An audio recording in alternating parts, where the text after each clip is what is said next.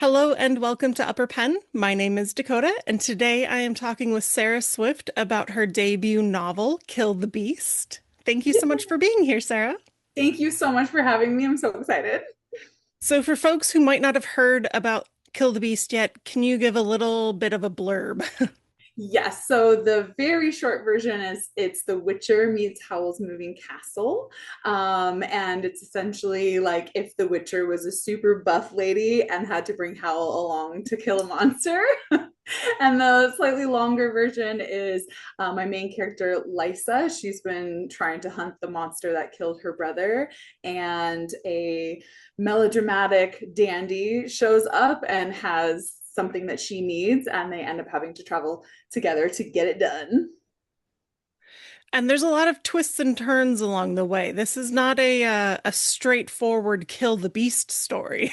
Yes, absolutely. One of the things that I found really unique about this book was that you set it at this kind of tipping point for humanity where it's between the kind of post-industrial revolution and like the full-blown you have electricity everywhere. So I thought that was really cool. You had electricity in this book. Yeah, it started out as a medieval fantasy, and I realized that I was no good at writing medieval fantasy, but I'm very interested in that time period. And I like that very liminal, like liminal spaces is kind of a thing in the book, and so that's kind of one of the liminal parts of human history, like you said, of kind of before electricity completely takes hold. So I found that really fascinating. So it was kind of an excuse to use a special interest in the book. Well, you also have you have like industrialization of itself. It's like the main theme that seems to be, I don't know if I want to say killing the magic in the world or just forcing it out.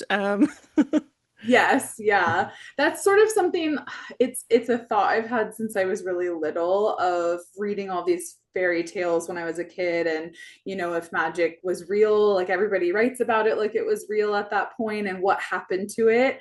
And I started thinking like, well, maybe we sort of inadvertently killed it off by, industrialization and killing the wild places and kind of getting rid of all the places where fairies could thrive. So that's just been sort of like a like a theme that has been, in my brain for a while. Were you a Thumbelina kid? I wasn't actually. I was more of a borrower's kid. Have Ooh, yeah. you heard the Okay. borrowers? Yeah. Yeah. Now I'm kind of wanting there to be like a little, like in Emily Wilde, she has the little fairy that kind of hangs out with her. Yes. I want one so bad. Like a little fairy buddy that just lives in my apartment. He seems kind of rude sometimes, though, so maybe not. Yeah. Yeah. I would want a nice one. Which kind of brings me into this idea that you have a whole mythos behind the fairies in this book, and it's very detailed in the book, which is impressive because you're working with what, 100 and 270 pages or something. Something like that. I think yeah, I can't remember the final page total, but it's pretty short. But like there is a very good detailed history of who the fairies are and kind of relying on popular ideas. But um you also only have the two camps, right? There's only good ones and there's only bad ones. Yes, yeah. I wanted to sort of simplify it, and then also, everybody sort of uses the traditional mythology of, and I don't know how to pronounce it correctly, but the Seelie and the Unseelie Uh, court. mhm. Um, and I've always loved that and found it fascinating. But I wanted to sort of use that a little bit, but make it my own thing within, the context of this book. So yeah, because fairy mythology, I mean, there's like solitary ones, and you can kind of all the morally gray, where sometimes they're good and sometimes they're bad. But yeah, it was a little cleaner to just divide it into, okay, there's good and there's bad. So I didn't know if it was because Lysa is our point of view, and so she's kind of an unreliable narrator in that she is so emotionally driven. Was that intentional like that? Yes, yeah. So I since it's a third person, very limited point of view, and so I wanted to stick completely with how she views the world. So when you get her explanations, that's why every time anyone mentions good fairies, it's like, well, they're good until they're not good, because that's been her experience is, yeah, they're going to sweep your floor, but the second you mess up, then, hey, your kid's missing. So she's unreliable in that sense, in that she has a vendetta and she's never going to let anyone forget it. But she's so quick to anger too. Like she's so just angry. Yes. She's very angry. And when you put that against Aldrich, who's our male lead, he, I don't want to say he's kind of silly, but he does these kind of silly things, I think, to alleviate moments. Yes. Yeah, he's very much and I hesitate. He's not comic relief because Yeah. to him it's just who he is. But it diffuses a lot of Lysa's anger and tension very quickly because it's like, well, here's this little lacy buffoon just being himself, and it's hard to stay angry. So on the back of the cover, it says that this is a book that if you like T. Kingfisher, Naomi Novik, you'll really enjoy. And I full-heartedly agree. But I think T. Kingfisher's a little bit more lighthearted in a lot of instances. And I think this book, I didn't realize how uh, kind of like emotionally difficult it was going to be to read. I'm so sorry. But that's a good thing. It's Yeah. just, Yeah, I there was a lot that I wanted to explore in terms of anger and vengeance and grief and sort of how we as people get through those things. And I think I don't remember if it's on the back of the cover or if it's like one of the catchphrases or something, but it's kind of explores what it means to be a monster. And yeah, so it can get a little heavy at times. I feel like I misled a lot of people because when I was working on it, I kept saying, "Oh, this is just my dumb, silly little goofy book, whatever." And then my beta readers would read it and be like, "What are you talking about? This is heartbreaking." so, so yeah, but I like to try to keep that sense of lightness and some humor throughout, so that when we get to the other side of the emotions, then it's you can have a little good stuff to alleviate the tough stuff. I ended up reading this in one sitting, right? So I could not figure out a point to put it down because everywhere felt like I needed to know the next part. Like it was always this kind of emotional drive to know what's going to happen. Um, and I was trying to explain this to my husband, and he's like, "That sounds terrifying." That means I did my job right. My job is Right. to make it so you don't want to put it down. But I will say, I was worried from page one when you introduced Brandy. Yes. I think a lot of people see that there's a dog and they're like, oh dear God, no. So I have seen like in Emily Wilde, she has Shadow, right? And this is a very similar type of situation. Brandy is with her. He's a companion, but he's also like a fighter in his own right. Yeah. And we have some pretty scary moments with Brandy. Yes. Again, I'm so sorry. But yeah, it was so funny. He didn't start out being in the story, and I was actually working on two different books at the same time, and the other book I was working on, he was in that book, and it didn't fit. Like that character didn't need a dog companion. Lysa very much needed a companion. And so he moved his way over into Kill the Beast. And I really think he rounds out her character because you get to see who she is when she's not fighting against something. You know, I really wanted Brandy to be her heart, like her almost like not emotional core, but just something that softens her a little bit. So you can see she's not Miss Ragey all the time. She loves her dog and she's super sweet with the dog. So yeah, but then you know, if you're gonna have a dog going on adventures, he's gonna maybe have some scary situations. So This is a minor spoiler, but nothing happens to Brandy. He's at the end of yes, the story. yeah, he's good. So yeah, like if there's that website, Does the Dog Die? Yes. Brandy is alive and well at the end of the book. So fear not. Um, but he really is the reason that I found Lysa palatable for parts of it when she's especially she's trying to push people away actively, and he is what kept me grounded to her. So I thought it was a really good choice to have him there.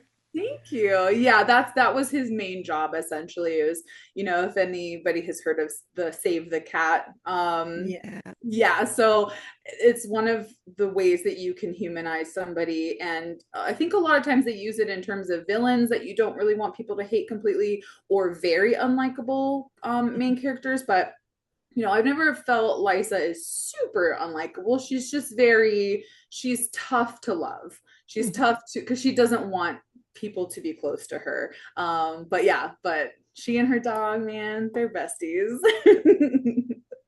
I was fully with her though on most of her rants and rages. I'm like, yeah, I'm with you. You Right? tell him off. Yes. I mean, like she's had a traumatic experience with fairies. If I had that happen, I would hate them too. So, you know, girl, I get It's it. not just that, it's her family drama too. And it's like, oh Yes. man. Yes. Like Brandy's been with her the entire time. You know, he's been there since she was a kid, and it's like her last remaining connection to who she used to be before all of her trauma. And, you know, yeah, yeah. It's funny that she thinks of him as her last remaining part of who she used to be, but I think he is who she is now, right? Yeah. Um, I don't know. She wants him to be safe, but he wants to be with her and vice versa, you know? Yes, exactly. Like they're in it together, and he is super mad whenever she tries to leave him behind. And of course, she never can because how could you? He's so sad. So, but he also, you know, he does his job well. It's just that in the context of the book, he's getting old. He's a little old man dog. And I think by the end of the book, he's deserved his retirement. I still don't see him fully retiring though, you know, Yeah, like no, no. He likes, you know, getting food out in the real world too much. So, oh, there's scenes where he's trying to steal her snacks and I'm like, I've yes. never felt so seen in my life. I want to give a shout out to my dog Waffles, who is a huge inspiration for Brandy. Now, Brandy in the book is a bull mastiff, so he is a gigantic dog. Waffles is a Boston Terrier, so he is a little 25-pound menace. But oh my gosh, I mean, he's stealing my yogurt this morning because you know, I'm chilling and he climbs into my lap and suddenly the yogurt is his. So a lot of him went into Brandy. That's funny because little dogs have such big Oh personalities. my gosh, Yeah. yeah. And he's such a goblin too, my dog. He is. His personality is bigger than his whole body. All right, he's got to be your next like fairy companion Yeah, that's just like kind of a chaos goblin. he's for real. He's got because Boston's they've got like goblin ears, kind of. So he even kind of looks like a goblin. Oh. Yeah, he's a cutie. One of the things that I find really difficult when writing is figuring out the release of information, especially in a story where you're trying really hard to play it very close to the vest so people aren't jumping ahead, right? Yes, yes. So how do you deal with that? So just a lot of outlining, which I never used to be an outliner. I was like more of a pantser, which I don't like that term, but Discovery writer is the term I prefer, but I've had to move into making outlines even if I end up breaking them later just to keep track of everything that I have so far. And also, yeah, just kind of laying out everything I've got. I like to print out my drafts on paper because for me it's easier to see then exactly where each piece of information is in the reader's hand. This Oddly enough, it started out as Alderic's story. So I knew all of the information about him up front. And then once I realized it needed to be in Lysa's point of view, then it was, yeah, a matter of, okay, where do I have his information in relation to when she's finding it out. So it was just sort of juggling what's best for the narrative, what's best for pulling the reader through, their specific character arcs and everything. It's definitely a challenge. It took me a long time to figure out, but I think it worked pretty good. It did. I had a completely different idea of who he was going to be. Um, and it wasn't that. So I was impressed that like I was still, blown away. Good. I'm glad. I think it's one of those where people can sense that there's something going Yeah. on with him. It's pretty clear. I mean, because he's very careful with the things that he says. And that was really fun to write. I really liked figuring out a way to say exactly what he means without really saying anything. So Okay. I really enjoy doing that. So if it was originally from Aldrich's point of view, Mhm. did you like how far did you get in writing it? Because did you have to like rewrite it for Lysa? Yes. So my process is super chaotic. So basically, what I do is I write a first draft and then I scrap it and I don't even look at it and then I start completely over. But it's a way that I'm internalizing the story, like figuring out the story I want to tell, but then not being married to the words I have actually written down. So for him, I think I got about halfway in and I realized this is not quite it. Like I'm getting close. But the and I don't want to, it's like hard because I don't want to spoil anything, but there's only so much. I realized I wanted some twists and turns. And you can't do that if he's the point of view character. So then it was dual point of view for a little while, Mhm. with both of them. She started out as a child character, like it changed so much through my drafting. It was crazy. But then I finally realized, okay, I sat down and thought, which one of them changes the most through this book? And of course, it's her. Yeah. And so I realized she then is the strongest character arc. And in order to get those twists and turns, he can be a main character, but I didn't want to have his point of view anymore. And so that's kind of when everything fell into place and started working really well. Thank goodness. I think there might be some artifacts of the dual POV because there were a few spots where I was like, I think that it would make sense for her to have put his point of view here, but like we're so far into the book, it wouldn't make sense to add a second point of view. Yeah, especially like when he's getting into his background and his, Yeah. his history and stuff like that. Those are all holdovers from when we were getting his story. So no Okay. writing is ever wasted. Like you could use it anywhere. I used to chop up my documents so much and just like, I'm gonna take this here and put it here, and I don't like it anymore. I'm gonna give it back. Yes, exactly. It's like so much changes. I have like a Word document like called snippets or whatever, unused pieces. There's one called use later, and then a lot of times I just don't ever use it again. But it helps to move things around.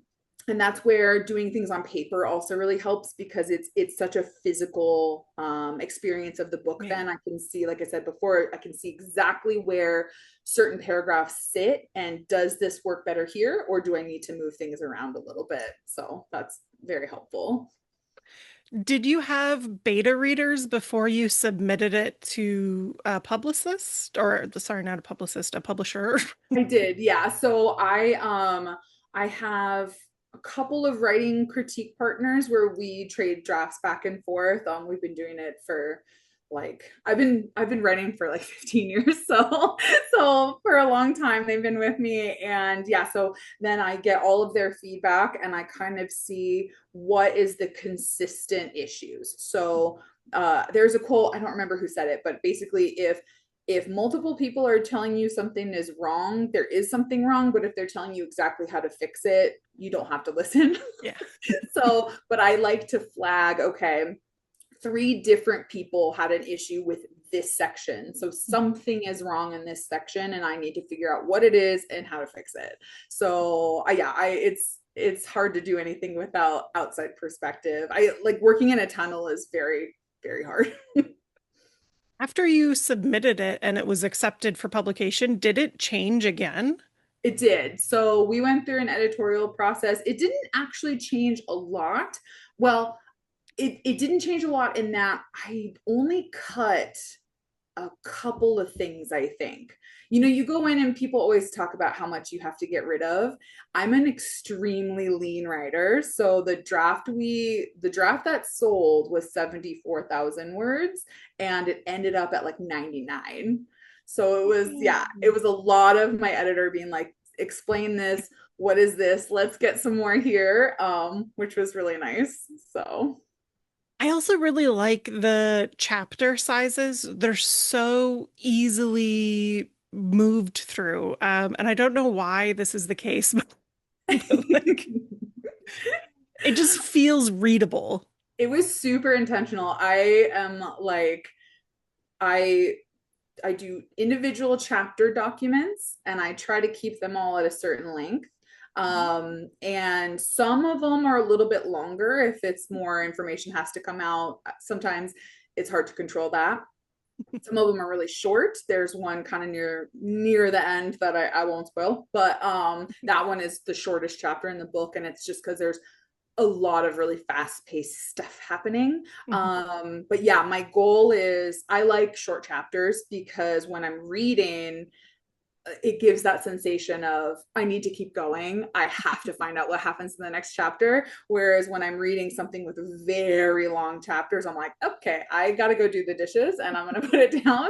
Whereas short chapter books, I'm like, my husband can do the dishes. It's fine. So yeah, it was very, I tried really hard to keep that fast paced through short chapters. And I think that's really what makes it so unput downable is because like that emotional tension is just there throughout, even though these chapters are short. It just is always kind of high. Yes, that was, I worked really hard at that. So I'm glad that that came through. Um, the other thing is, um, there are a few other characters in the book who are difficult because you don't give them a whole lot of page space. It's not their story, you know? But they hold a lot of the information in the book. So this is, we're not going to spoil anything, but how difficult is it to write people who are so integral to the story without making it their story? It's tough. Basically, I try to focus on, first of all, the withholding of information is really key. And I kind of had an easier time with that with Lisa being who she is because everybody that's withholding information from her knows that if they tell her, they're going to get punched in the face or worse. So they're like, okay, we kind of can't, we just can't with her.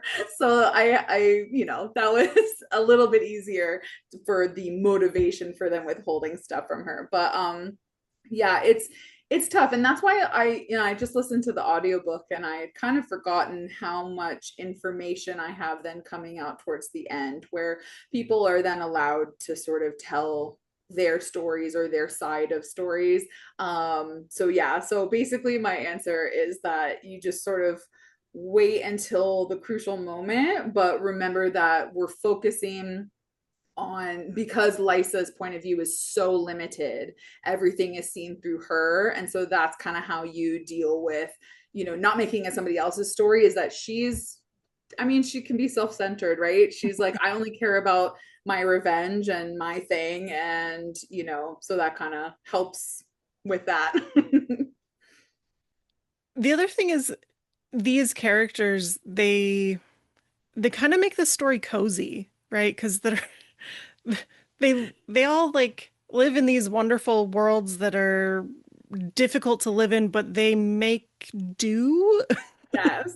It's so funny that you say that, because when we first sold the book, that was one of the first descriptors my editor used, was cozy.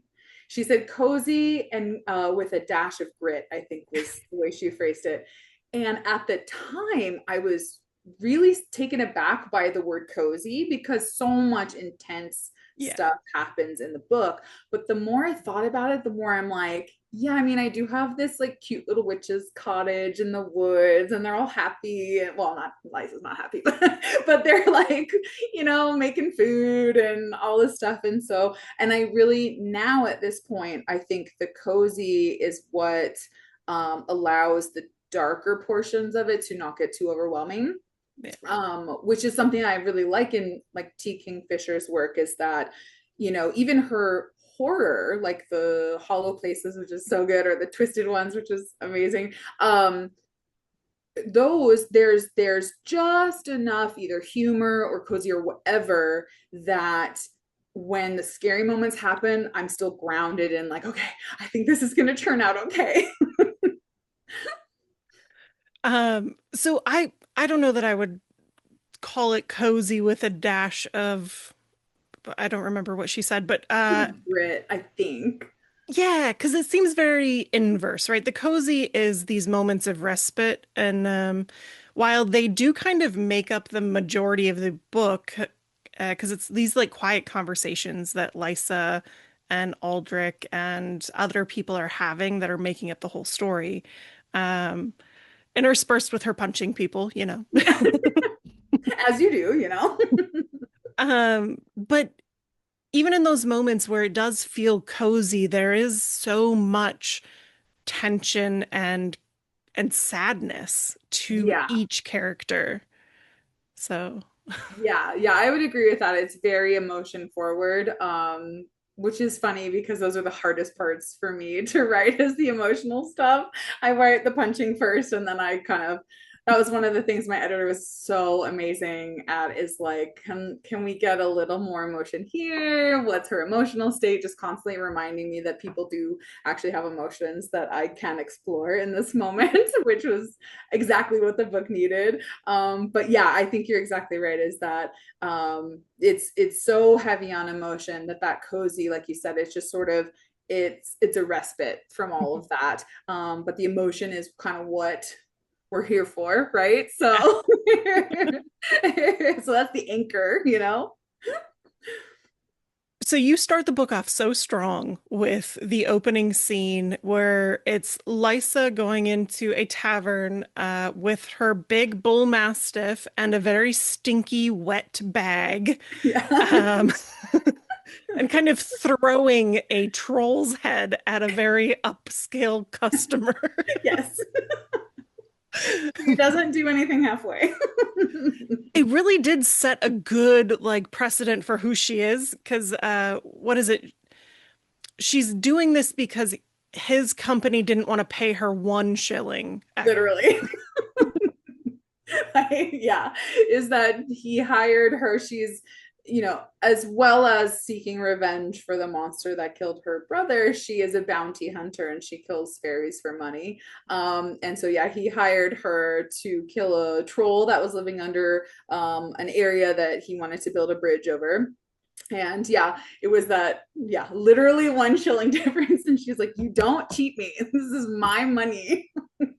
And I kind of wanted to set up some core things about her personality in that scene. Like we get a lot of information about the fairies in that scene. We get a little bit of setup about her brother because she runs into somebody that works at the restaurant that knew them. So it was I tried to be a little sly in how I did my little info dump of this character while also making it fun. And yeah, that's still one of my favorite scenes. That scene made it, that used to be like a couple of chapters in, and I'm like, no, this has to be the opening. It was so strong. I was like, Right. okay, I'm down. All right, whatever we're doing. I am so glad that it landed the way I was hoping it would land. And yeah, I just had so much fun writing that and like trying to think of how to describe the terrible smell of the dead troll head. Isn't it sticky too? Like it's like Yeah, it's like super slimy. I also, one of my favorite parts, and this sounds weird because like I'm the one that wrote it, but sometimes I forget that I write stuff. So when I was yeah. listening to the audiobook, I was like, oh yeah, where she like puts it on a platter and she's like arranging the little lettuce leaves around it to make it look prettier. I had fun with that. And that's why when I was working on it, I kept telling people, oh, it's just so, it's a goofy story. It's just so silly. Forgetting that no, there's actually really intense emotional stuff.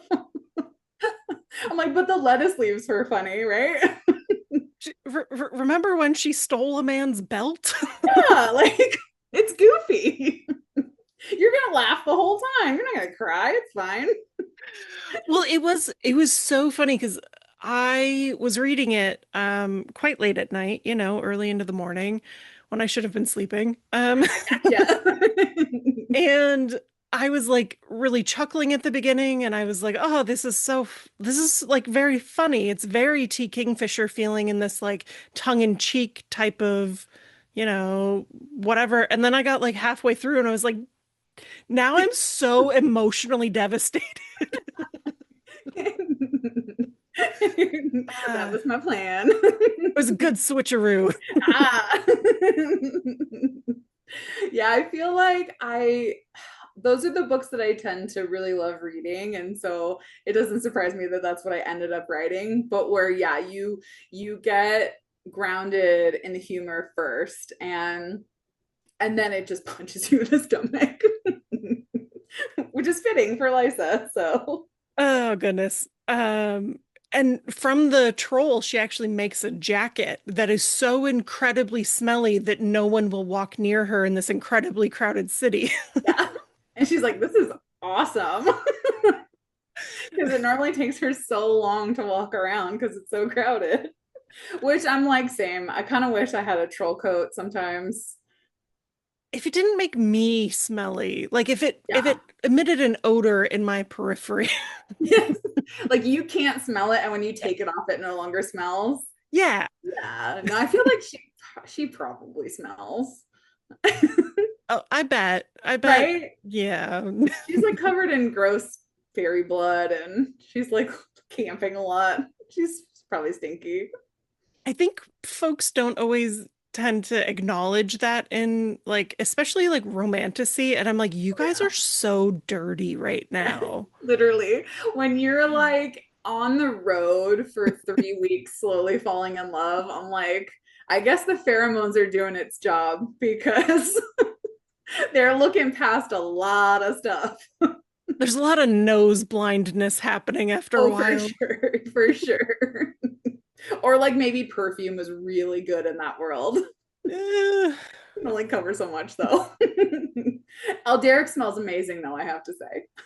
yeah, she first meets him in this really dingy bar. And it- she's one of the first things she notices is, oh, he's not really dressed like a nobleman because his outer clothes. But she's like, oh my God, he smells rich. Yeah. Literally. She's like, it smells like a flower. So yeah, he would definitely be bringing the perfume camping. So Well, I think it's funny because she really enjoys all the luxuries that he brings with him because he is, as you said in the beginning, like a dandy. He really wants the comforts in life. yes. And even though they're going on these miles long treks, to Yes. find things. He's carrying this, like, I imagine like a 50-pound bag. Yeah. That was one of the things I added during the editing process was the brief description of how excited he was to show he could carry his bag. Which just the image of it just makes me laugh every single time. He's like, haha. It is such a boy thing to do, too. Right? And then I imagine later on he's just like, why did I say I could carry this? But yeah, Um, he likes the finer things, you know. He loves his like there's the scene with his like really expensive tent that he's purchased that has daisies all over it.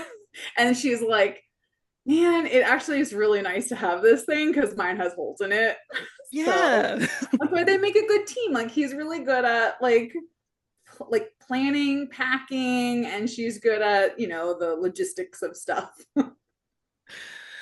So she does have like he's her really good foil in this book, and it's it's interesting because he doesn't give a lot of information about himself, but he gets really offended when he finds out things about her that she didn't tell him. Yeah. So I'm like, Elderic, come on. A little pot and kettle here. Yeah, literally, yes. Yeah, that was fun to write of like just and like I said, it started out as his story. So I got the idea for this book in a dream, and when I woke up I had like his main character arc. And then trying to figure out how to turn this into a book because it just would not leave me alone. I was like, oh my God, I have to do something with this. And trying to figure out, okay, what is the storyline and who is best, like what kind of character would best either complement him or, like you said, be the foil. Mhm. And just coming up with Lysa as almost his complete opposite in a lot of ways, but then they share so many similarities as well, which sometimes can be harder to deal with, is being too similar to someone. So yeah, they worked really nicely together. It started out as like I always have this grand idea that I want to have romance in my books, and then it doesn't happen because I'm like, okay, they're busy. Okay, they got like stuff going on. And like me personally, I mean, I'm married, so it's a little bit different, but like, I'm like, I would not be falling in love camping. So like the romance never really, but in this instance, I was like, they don't seem like they're ever going to kiss. You know what I mean? Like they work so much better as a platonic friendship developing. And that ended up just being something I really loved about them both. So yeah. I feel like it's pretty ambiguous too. So like you can read it however you want. Yes. And both of them are incredibly awkward people, so Yeah, they are. That's the thing. If somebody ever wrote a fan fiction where they smooch, go for it. right. But Lysa did have a romantic ex interest, I suppose. She does. Yes. It's Honoria, right? Honoria. Honoria, Yeah. um, who she calls Honey, which is Yes. special. Honey, like honey sweet when they're together, and then honey derogatory. No. But so Honey isn't in the book a whole lot, but she does a lot of, I would say, kind of back mind work in Lysa. Because she's always thinking about like the betrayal that she feels from Honey. D does Honey have her own story? I have a backstory sort of in my mind for her. Okay. So yeah, so she and a little bit of it is on the page kind of when Lysa's explaining to Alderic what happened between them. But yeah, it was mostly I developed her character and then realized that she's not a villain. She's an Yeah. antagonist. And so I didn't want it to be like at every turn, here she is. You know what I mean? So it is more like she's in Lysa's head. She's like this constant anxiety and frustration for Lysa. But I didn't want the focus of the book to be on their relationship. I very much wanted it to be on Lysa and Alderic's relationship. I think I ended up like scaling her. It was weird. Like I scaled her back a little bit, but then I made her Lysa's girlfriend or ex-girlfriend because she wasn't before. And so it was almost like having her on page less often worked better than anything else. So yeah. So she represents a whole group of people too, though, in the book that their motivations are kind of they're not really delved into too much because they're not really important to the story. But the whole time I was kind of like, there is another side to Lysa's like very harsh point of view. And I thought it was like a good way to show that, that people are difficult. Yes. I liked the idea, like you said earlier, that Lysa is not always the most reliable point of view narrator. And she is very biased, for obvious reasons. But I like the idea that, you know, as with anything in life, it's like you have a group of people where you are like, why would they ever think that? And then they do just that, you know? And so I kind of wanted to flesh out the world a little bit with that of like, yeah, Lysa hates fairies and thinks all of them are bad and every single one of them is going to kill you. But then you have people that feel the exact opposite of like, these are part of our natural world and we need to protect them. Or like even something as simple as I mentioned very briefly, a mining town where there is a kind of fairy that tells them when there's good stuff in the mine and to dig here and all of this stuff. And Lysa goes in and kills it and causes horrible tragedy by accident. And so, yeah, just like kind of showing different points of view in the world, even though we're still getting it through Lysa's very biased lens. Kill the Beast was your debut novel, but it sounds like you've written much more than just this. Yeah. So, This is a book like six, I think, or seven. Took me a long time. does that mean, though, that we have more Sarah Swift in the works? You will have more. So I signed a two-book deal, and so I'm working on the second one now. It's another standalone, but it does feature fairies, so you'll get more fairies, and there's going to be more like it's on page fairies, more so than like fairies that happened a while ago. And it revolves around fairy bargains, which I always love the concept of fairy bargains, so I'm very excited about that. The books that I wrote before this, it's you always hear about like, okay, well, once you sell, then you've got this whole trunk full of books and then you can kind of just pick and release those. I leveled up. I feel like I leveled up in such a way like I don't know that I could publish any of the other ones. I like the core ideas of them still very much, but I am a very different writer than I was. And I also was exploring, trying to find my voice and trying to find my preferred genre. Yeah. I love to read fantasy. I've been reading fantasy since I was really little, but when I was writing, I started out writing, like I think I wrote fantasy. It's like, but when I couldn't finish a book, like, there's when you're writing, it's like you can't finish anything. And then all of a sudden you finish something. And then that's, great. Now I can finish everything. So the first book I finished was a zombie book. I was like super into zombies at the Aw. time.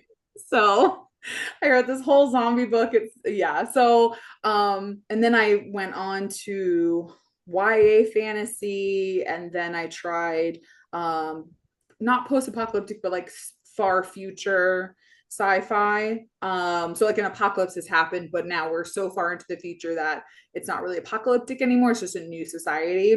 So stuff like that. And then Kill the Beast was just it was like coming home to my adult fantasy love, and I I really feel like I hit my stride. I found my voice. I finally figured out character arcs. Like, so yeah, so nobody's gonna ever probably see the books I have in the drawer, but you will definitely be getting more from me. So Perfect. Is the fairy book tangentially related to Kill the Beast at all, or is it a completely different world? completely different. Okay. So it's still in the super early stages. So I say that now. Right. Yeah. Like world building all over again is always really hard. So who knows? Maybe I'll use some stuff that I already figured out. Just borrow from here and there. Yeah. Like even just, the elves, right? I'm like working on this other book. I'm like, okay, well, what do I call them now? Like a same concept that they're like nobility, and I kind of can't use the phrase high fae because Sarah J. Maas has sort of like that's what she calls hers, Yeah. but it's like that's a concept in mythology Yeah. and traditional fairy lore, but I also don't want to poach anyone's terms, even if that's kind of how I think of them. So Yeah. it's tough. It's tough, like trying to figure out what I gotta make up words. So I think you don't need to worry so much about that because you have such a different tone and writing style and story style than Sarah J. Maas.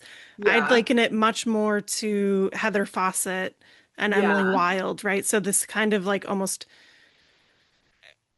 this book is an academic, but it has that same kind of like serious feeling. And Yeah. it's you can use high fae if that's I'm what you just so need. I'm so scared.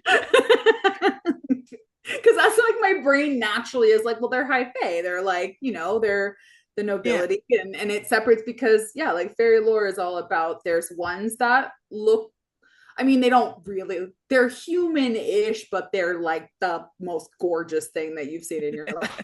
And they have like ears or whatever. But like versus a troll or a Right. goblin, But yeah. But I did come up with a different word for Ooh. this other book, but I liked the word elf spelled differently. AE. ELF. You I see was what like, I did oh there? Lordy. I don't even know how to pronounce Rag's name. Ragnhild. So when I was doing I in my brain when I found, because I was like, okay, I want something sort of Nordic for her or Yeah. Germanic for her. That was just sort of the vibe I got from my gnarled old witch character, and so I found that name and I love it so much. I thought it was Ragnhild, and then when I was doing that was kind of how I was thinking of it, and then I was looking into how to pronounce Germanic names. And the guy with the super cool accent was like, Ragnhild. I'm like, oh, okay, that's how you say it. So that's what it is. Okay. That's how I was saying it in my brain, so I feel, affirmed. Yes, yes. I realized too, like it makes more sense when you're looking at it that that's how it would be. So, because I feel like Hild might have a Y instead. So, you know, Yeah, or like an IE. yeah, yeah. Yeah. Whereas it's like, Hildy, Hilda. Um, yeah, so do you have a kind of estimated timeline for the next book, or since you're so early, or is it just not there yet? I think they're still figuring that out. So yeah, I don't have anything super set in stone. It is an interesting challenge.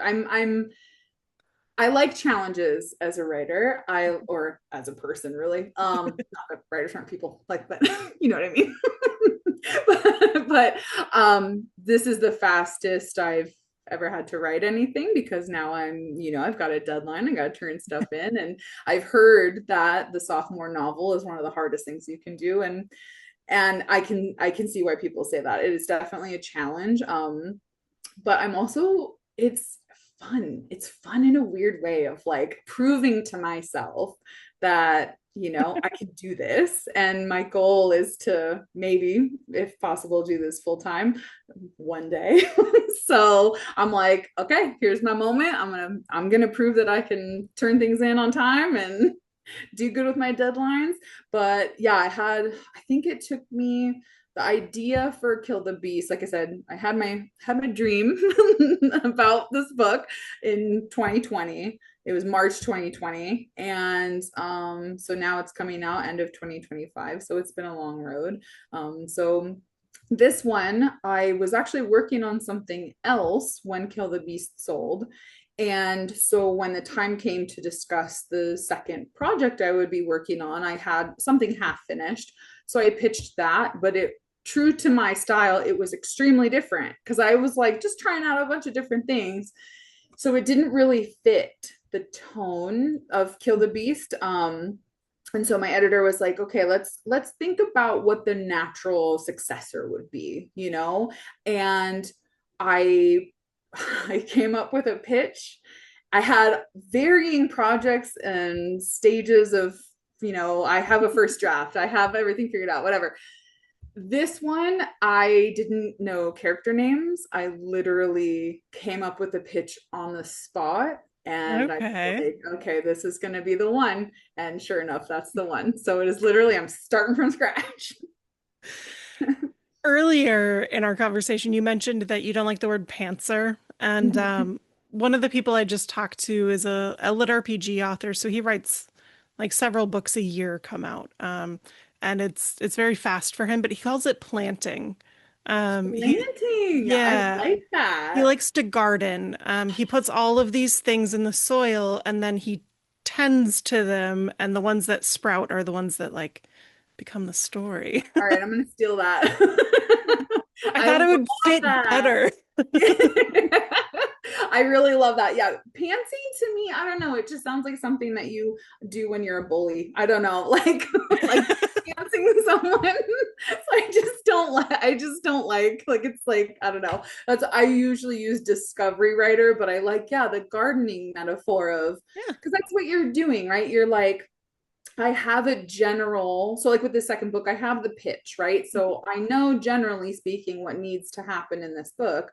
But when you get into the nitty gritty then of writing a draft, things come up and Yeah. surprises happen and characters reveal things where I'm like, oh, now I know that. Thank you for telling me. And and so yeah, like kind of picking what plot to tend basically. So yeah, that's very fitting. I like that. Yeah. So the pitch is just the box, so just, Yes. yeah. It was really interesting trying to write to that pitch then because my stories tend to change a lot. Um, if I my have editor to is ex listening, she should not worry about me at all because it's fine and it's gonna 100% work out. So don't worry about it. well, I But have to expect that they anticipate dramatic changes from the pitch. yeah, I'm sure. I so far the only change I've made from the pitch is I have a character I described as a grandmother and she's an aunt now. And it's just because of the way the ages of the characters worked out. If she was a grandma, she'd have to be like 103 or something. And I'm like, as much as I love the idea of like a 103-year-old woman going on an adventure and hitting fairies with like a bat, like it didn't work Yeah. out so well. So spoiler alert. Oh my God. Now I'm super excited. It's been really fun to write. I was being super serious with it, and then as soon as I was like, "No, you're goofy, right? Goofy," and then it started coming together real nice. I'm sure your harrowing, heartbreaking moments will be in there. Yes, So sad. yes, they will. There's yeah. Oh yeah, I don't want to spoil anything, but there's a particular one where I was like, man, people are gonna be mad at you. The dog lives, right? The dog lives. um, yes. There's no dog, so yes. There's probably a dog in town and he lives. It's fine. Okay, good. Well, thank you so much for chatting with me today. I had a great time. Thank you for having me. I had an amazing time. And for folks out there who've not yet pre-ordered or purchased, I can't remember if this is coming out before or after the book comes out, so sorry. Uh, but go out and get it. Like it's so good. Thank you. Well, thank you again. It was great talking with you. Thank you so much. I had a wonderful time. So thank you. Thank you for having me. Well, I hope everybody out there goes and gets Kill the Beast, and has a lovely, lovely rest of their day. Bye. Yay. Bye.